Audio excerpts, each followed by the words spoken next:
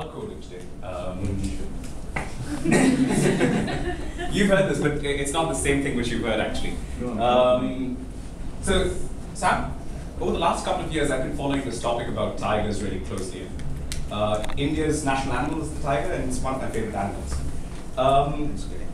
You could call India the kingdom of the tiger, because we have half of the world's tigers, and I'm going to leave it at that. But if you actually go back to the 19th century, and you just turn time back, how many tigers do you think this country had? 400,000. How many? 100,000. How many tigers do you think we have now? 5, 6, 4?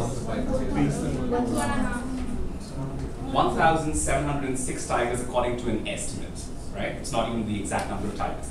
By the way, the whole world has about 3,200 tigers. Problem big enough? Right. So tigers used to cover all of that area, right? They cover only 7% of that area which they had back in the day. Now, why is this population going down? One of the big reasons is obviously habitat loss. Tigers need shelter, they need food, and they need sex if they need to multiply. You take away their homes, they lose their prey, then they start fighting with each other, they get into territorial battles, they come into conflict with man kills them for revenge, bad things happen, their population goes down. But the big problem, however, is poaching. You look at big cats all across the world, they get poached.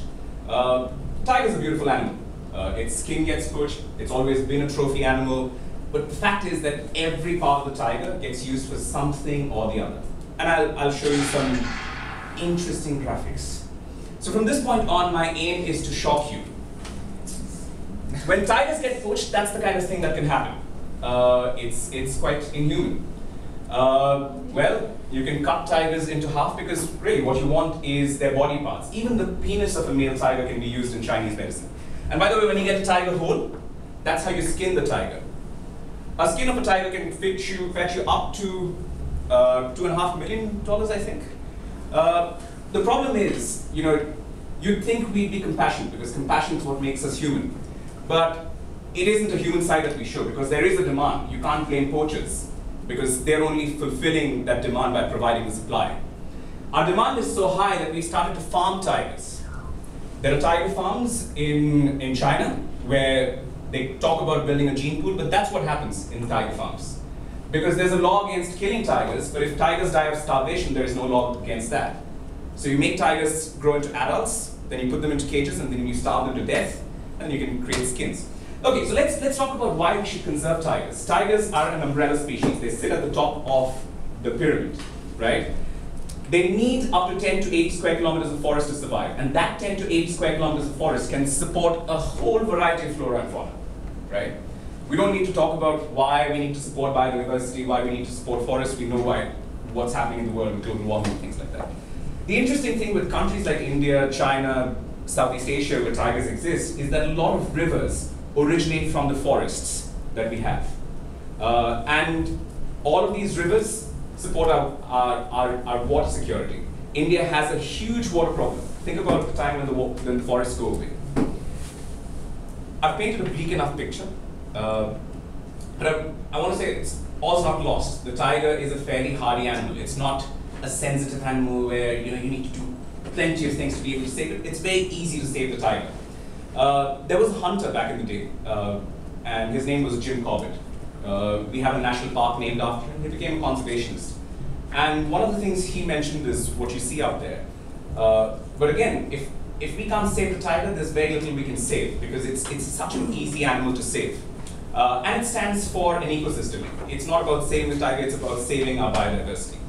Okay, so a couple of things that we can do, I think everyone in this room can do. We can educate ourselves about the problem. So there's this movie called The Truth About the Tigers. The Truth About Tigers. I think that's the URL itself, thetruthabouttigers.org. It's a free movie. You can broadcast it, you can copy it, you can share it. There's no copyright attached, and it's a great way to learn about the problem.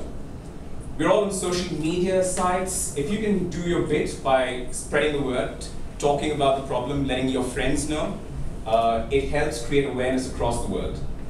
Some of us have money, and if you'd like to throw money at the problem, there are organizations that will that'll use it.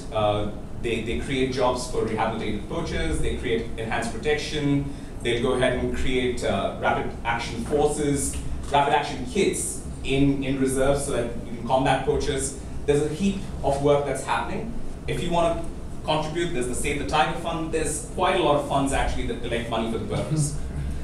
Rahul's here. Rahul and I and a few other friends went on a big cat trail this summer. And I think tourism is a big way of supporting this because you support local youth, you support them and take them away from a possible poaching job. And the great thing about tourism is everyone can shoot a tiger now.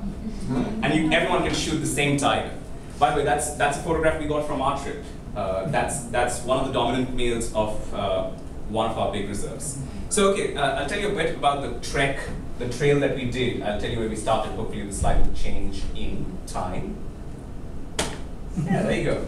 All right, so I started my trip at Nagarhole National Park, which is down here.